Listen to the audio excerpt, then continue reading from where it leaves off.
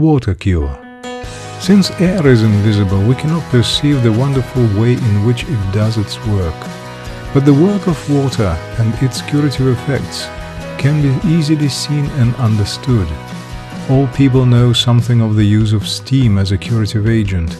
We often employ it in cases of fever, and very often severe headaches can be cured only by its application. In cases of rheumatic pain in the joints, rapid relief is obtained by the use of steam, followed by a cold bath. Boils and ulcers not cured by simple dressing with ointments can be completely healed by the application of steam. In case of extreme fatigue, a steam bath or a hot water bath immediately followed by a cold bath will be found very effective. So too, in cases of sleeplessness, instant relief is often obtained by sleeping in the open air after a steam bath followed by a cold bath. Hot water can always be used as a substitute for steam. When there is severe pain in the stomach, instant relief is obtained by warming with a bottle filled with boiling water placed over a thick cloth wrapped around the waist. Whenever there is a desire to vomit, it can be done by drinking plenty of hot water. Those who are suffering from constipation often derive great benefit by drinking a glass of hot water either at bedtime or soon after rising and cleaning the teeth in the morning. Sir Gordon Spring attributed his excellent health to the practice of drinking a glass of hot water every day before going to bed and after getting up in the morning.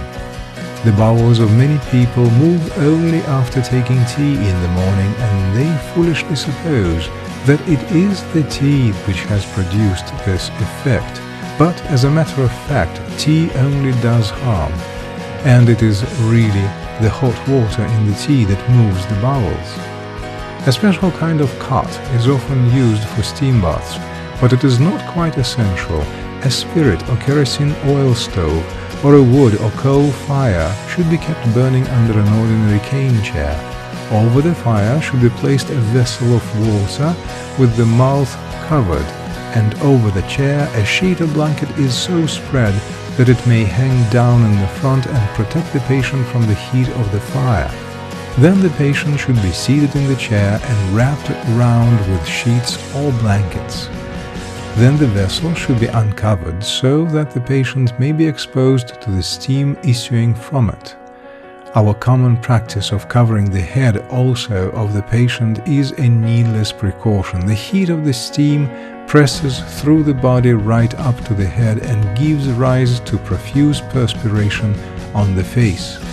If the patient is too weak to sit up, he may be made to lie down on a cot with interstices, taking care to see that none of the steam escapes. Of course, care should also be taken to see that the patient's clothes or the blankets used do not catch fire.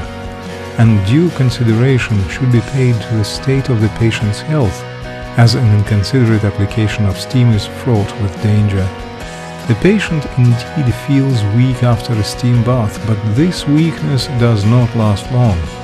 Too frequent use of steam, however, enfeebles the constitution, and it is of the highest importance to apply steam with due deliberation.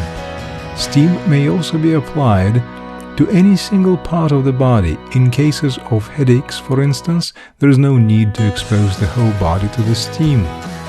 The head should be held just over a narrow-mouthed jar of boiling water and wrapped round with a cloth. Then the steam should be inhaled through the nose so that it may ascend into the head. If the nasal passage is blocked, it will also be opened by this process. Likewise, if there be inflammation in any part of the body, it alone need be exposed to the steam. Very few realize the curative value of cold water, in spite of the fact that it is even more valuable in this respect than hot water, and can be made use of by even the weakest persons. In fever, smallpox, and skin diseases, the application of a sheet dipped in cold water is very beneficial and often produces startling results, and anybody may try it without the least risk. Dizziness or delirium can be instantly relieved by tying round the head a cloth dipped in melted ice.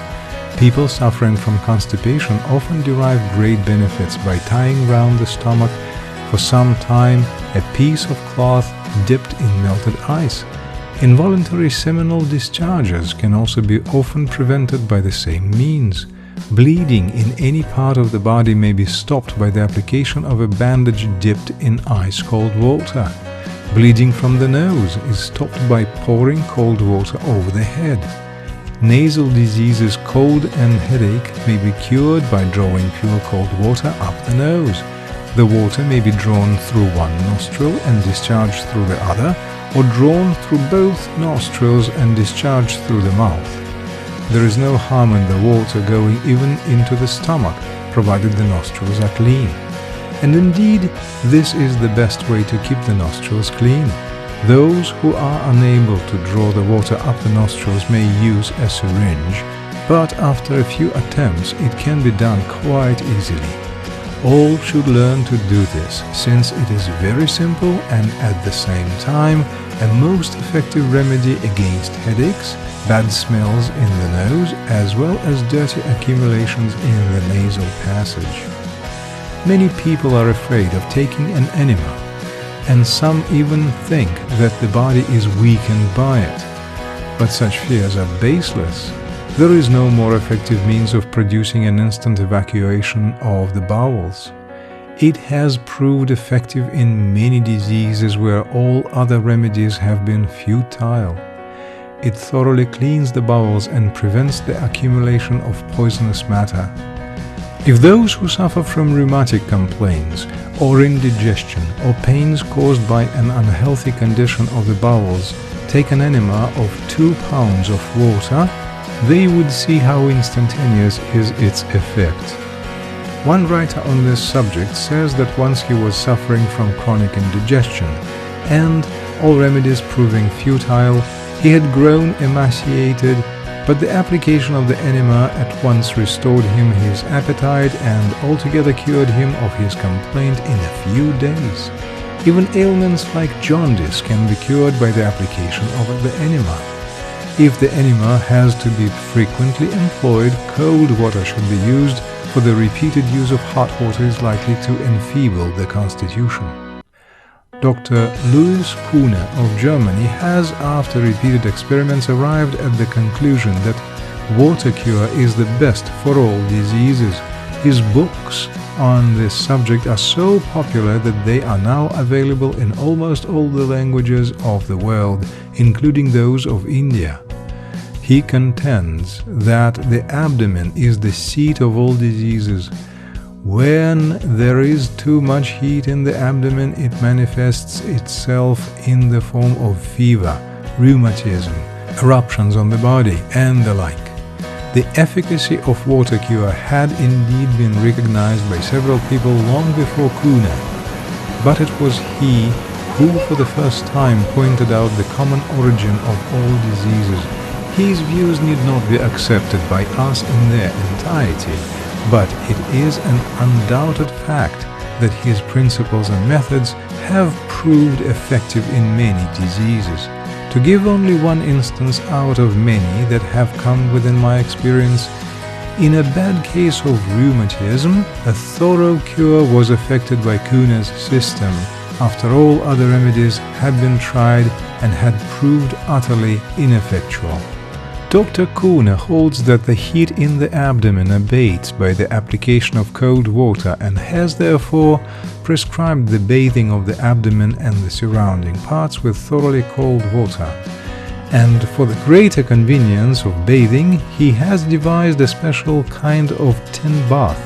This, however, is not quite indispensable. The tin tubs of an oval shape and of different sizes to suit people of different heights available in our bazaars will do equally well.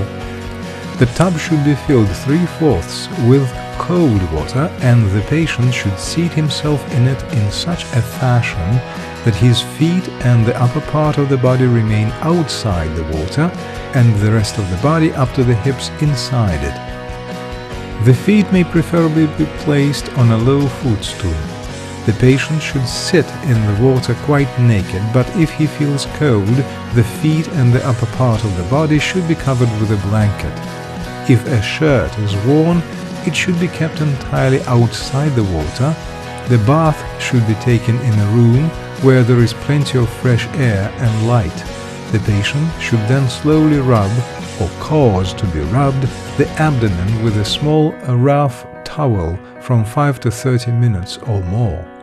The effect is instantly felt in most cases. In cases of rheumatism, the wind in the stomach escapes in the form of eructations and the like, and in cases of fever, the thermometer falls by 1 or 2 degrees. The bowels are readily cleaned by this process, fatigue disappears, sleeplessness is removed, and extreme drowsiness gives place to vigor. This contrariness of result is more apparent than real. For want of sleep and the excess of it are both brought on by the same cause. So too dysentery and constipation, which are both the outcome of indigestion, are cured by this method.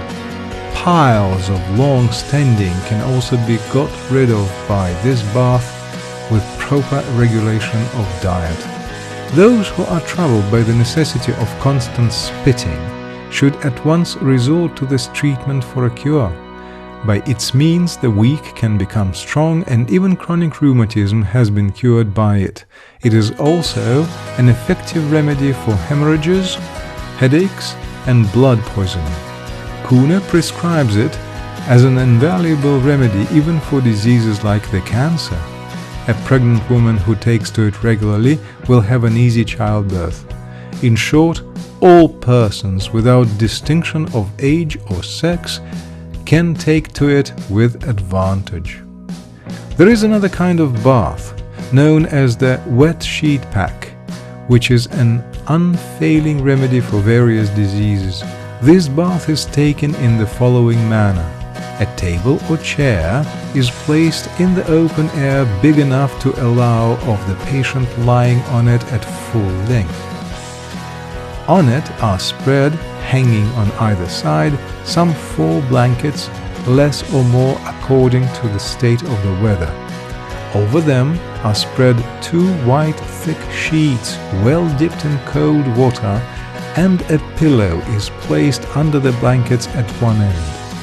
Then the patient is stripped naked, with the exception of a small waistcloth, if he so wishes, and made to lie down on the sheets, with his hands placed in the armpits. Then the sheets and blankets are, one after another, wrapped round his body, taking care that the parts hanging under the feet are well tucked in, so as to cover them. If the patient is exposed to the sun, a wet cloth is put over his head and face, keeping the nose always open. At first the patient will experience some shivering, but this will soon give place to an agreeably warm sensation. He can lie in this position from 5 minutes to an hour or more. After a time he begins to perspire, or at times falls asleep. Soon after coming out of the sheets, he should bathe in cold water. This is an excellent remedy for smallpox and diseases like the itch, the ringworm, and pimples and blotches. Even the worst forms of chickenpox and smallpox are completely cured by this process. People can easily learn to take the wet sheet pack themselves and to apply it to others, and can thus see for themselves its wonderful effect. As the whole dirt of the body sticks to the sheets in the process of taking this bath, they ought not be used again without being well washed in boiling water. Needless to say, the full benefit of these baths cannot be derived unless the rules already mentioned as to diet, exercise, and the like are strictly observed. If a rheumatic patient, for instance, were to take to Kuhne's bath or to the wet sheet pack, while eating unwholesome food, living in impure air, and neglecting his exercise, how can he possibly derive any good out of it? It is only when accompanied by strict observance of all the laws of health that water cure can be of any effect, and when so employed, its effects are sure and immediate.